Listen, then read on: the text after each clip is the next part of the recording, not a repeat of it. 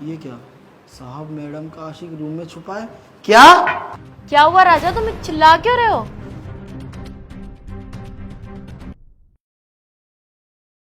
कुछ नहीं शिवानी, वो क्या है ना कि मेरे बॉस का फ़ोन आ गया था, तो वो अर्जेंट ना मेरे को थोड़ा बात करने जाना पड़ेगा। मैं बात करके आऊँ? ठीक है, तुम बात करके आ जाओ, फिर चाय पी लेना। हाँ ठीक है। अरे यार, मुझे तो बहुत डर लग रहा है। अंदर वो छुपा हुआ है, कहीं इन्होंने देख ना लिया हो। बस वो देख ना पाए। अगर उन्होंने देख लिया ना तो आज तो बहुत बड़ी मुसीबत आ जाएगी। ओए अंशु, क्या बोल रहा था तू मैडम के बारे में? मैडम का आशिक रूम में छुपा हुआ है? तेरे को शर्म नहीं आ रही ऐसी बात करते हुए? ये बता। हाँ, और तू ऐसे बोल कैसे सकता है मैडम के बारे में? तेरे को पता भी मैडम तेरे को कितना मानती है, और अगर मैडम को ये बात पता लगेगी तो इतनी गलत सोच रखता है मैडम के बारे में, तो मैडम तो तेरे को बाहर निकाल देगी क्या यहाँ से? तेरे को पता है, तेरे को पढ़ाती भी है मैडम, सब चीज़ करती है, उसके बावजूद भी तू इस पर क्या लिख के घूम रहा है? ये साहब मैडम का आशिक रूम में छुपा हुआ है, ऐसा तू कैसे कर सकता है? ये बता।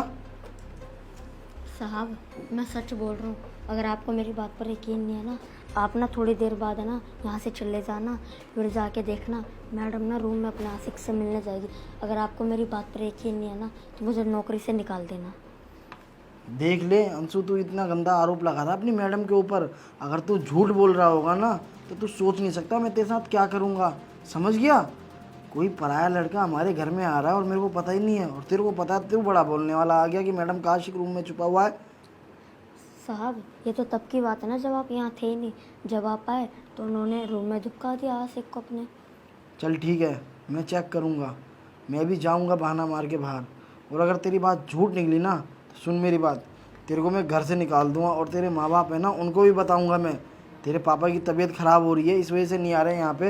हाँ, और तेरे को भेज रहे हो यहाँ पे काम करने के लिए, और तू इतनी गंदी हरकत कर रहा है, इतनी घिनौनी हरकत कर रहा है। तेरे पापा से बोलूँ मैं अगर तू झूठ बोल रहा होगा तो, ठीक है? ठीक है सर।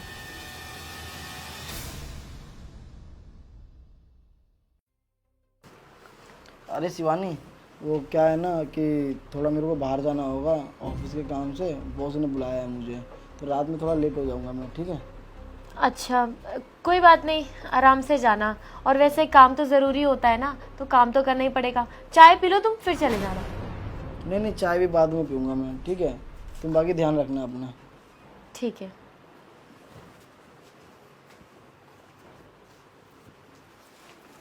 अच्छा हुआ कि राजा चले गए और इनको पता ही नहीं लगा कि घर में कोई और भी है। अब जाती हूँ, बात करती हूँ। आयुष, कहाँ हो तुम? बाहर आओ। गया तुम्हारा पति? हाँ, फिलहाल तो वो चले गए, पर पता नहीं कभी भी घर आ सकते हैं। तुम एक काम करो, तुम घर निकल जाओ अब। वो मैंने तुमसे पैसों की बोला था ना। हाँ पैसे, ये लो, मैं निकाल के लाई हूँ पैसे। और किसी भी चीज़ की ज़रूरत हो ना तो तुम मुझे बोल देना।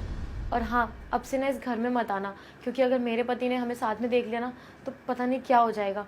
बेटर यही रहेगा कि तुम मुझे कॉल कर लेना। तुम्हें कभी भी किसी चीज़ की ज़रूरत पड़ेगी ना, मैं हमेशा तुम्हारे साथ हूँ, ठीक है?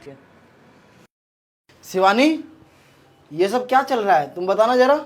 हमारे घर में ये लड़का और इसके हाथ में ये क्या, पैसे?